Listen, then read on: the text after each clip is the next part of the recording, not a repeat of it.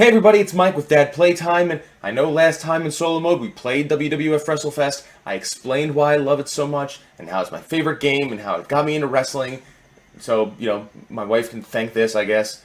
But after, sinking my teeth into it for a little bit, I remembered how much I enjoy playing with it, and I decided, you know what, I'm not quite done with it yet. So, we took Earthquake from number 1 to the end of the Royal Rumble.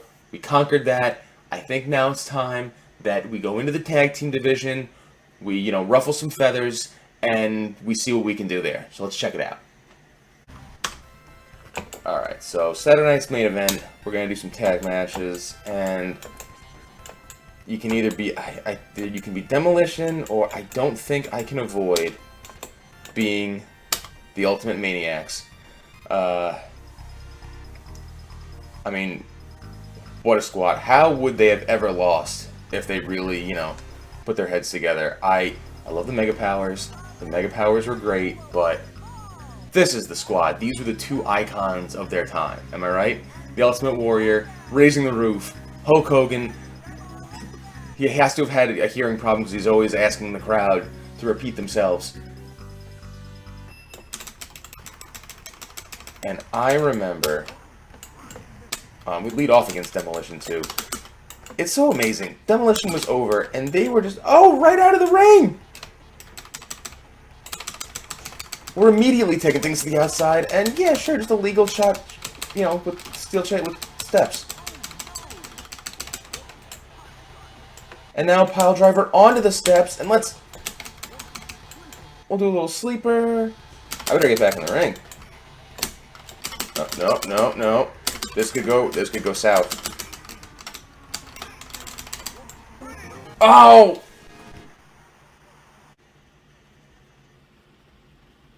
That did not go as planned. We're going to continue. We're going to redo that one, because that is not how I want this to go down. Alright, Warrior and Hogan versus Demolition. We got the ring announcer. Do you remember her name? I can't remember her name. I remember the female blonde ring announcer who always wore the oversized blazer. She looked just like this. I don't remember her name for the life of me. For me, it's, it's the finger bust, if I'm being perfectly honest. But, here, let's try this again without taking it to the outside, because I want to actually win this match. But yeah, I remember... there we go, little scoop slam. But, Warrior and Hogan were supposed to team up. I don't remember the year it was. But, we'll just do the splash now. We'll see if we can wrap this up real quick. Oh, clothesline. Is that enough? Oh, it is! That was quick. Okay. I think maybe I have to mess with the sliders on difficulty, because that was way too easy. Let's see, 3 more victories till we get to our title match against Legion of Doom. And we got Perfect and DiBiase. This is nice. We'll be through this in no time. Let's see. There was a match. It was the WrestleMania where Hogan and Sid Justice, or Sid Vicious, or Psycho Sid. Maybe it was a Psycho Sid? I think it was Psycho Sid. He was calling himself Psycho Sid at the time. They were the main event of I want to say WrestleMania. And the finish was Hogan has Sid Justice on the ropes, and there we go. Should we get Hogan in? Let's get Hogan in. Actually, there we go. Little double team action. Okay, so yeah, Hogan was about to polish off Sid Justice when Papa Shango came out and started double teaming. Oh, that didn't work the way I wanted it to. There we go.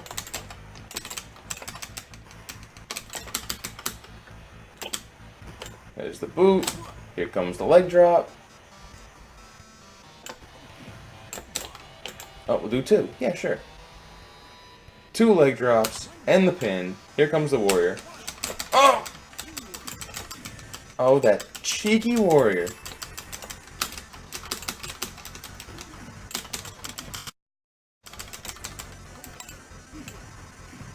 We'll try this again. Leg drop.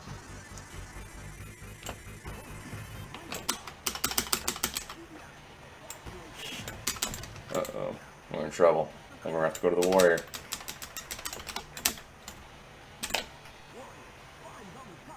Boom. I think it's time for the Gorilla Press. Or a pile driver. Whatever.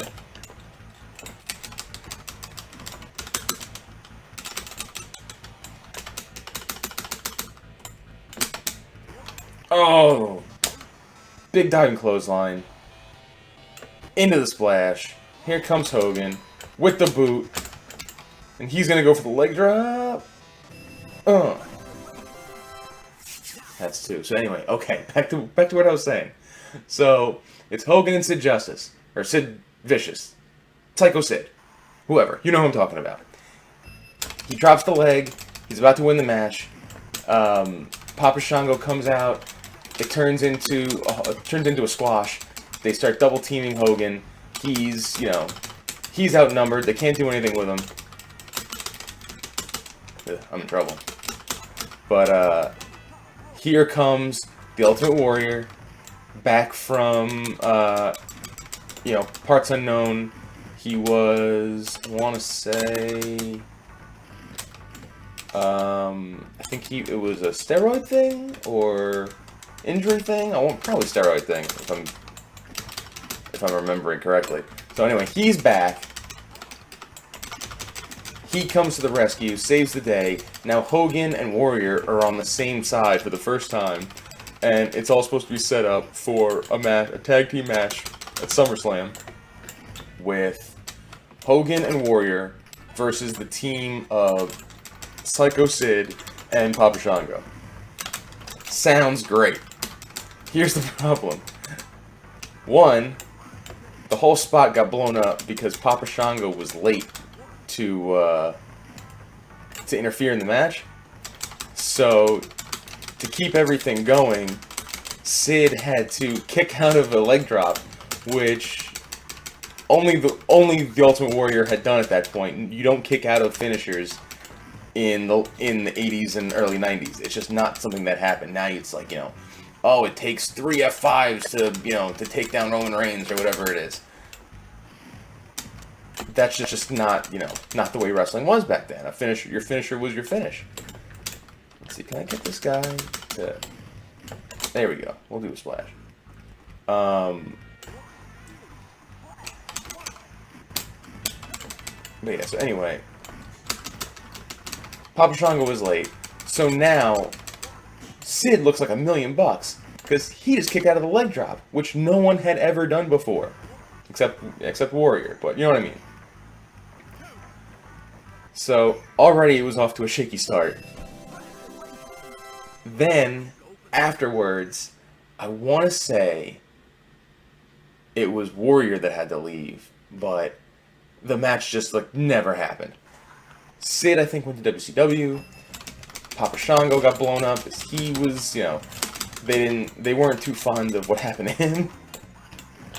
How he was so late for his spot. Hogan was on the way out, going to WCW, taking the money. The match was just dead on arrival.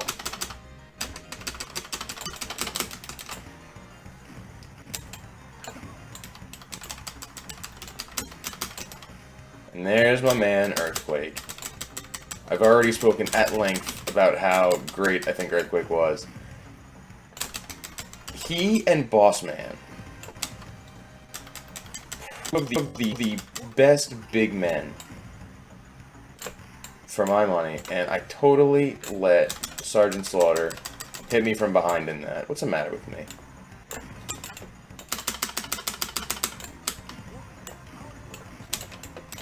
But his Earthquake was just everything that was right about wrestling in the 80s. Oh, and only gets... You know what, why don't we'll get a rematch of the SummerSlam that everybody hated. Oh, right out of the ring! If I get counted out again, I am not going to be happy. Do you remember Sergeant Slaughter? How do I get back up? I don't know how to get back in the ring. Up, double up. There we go.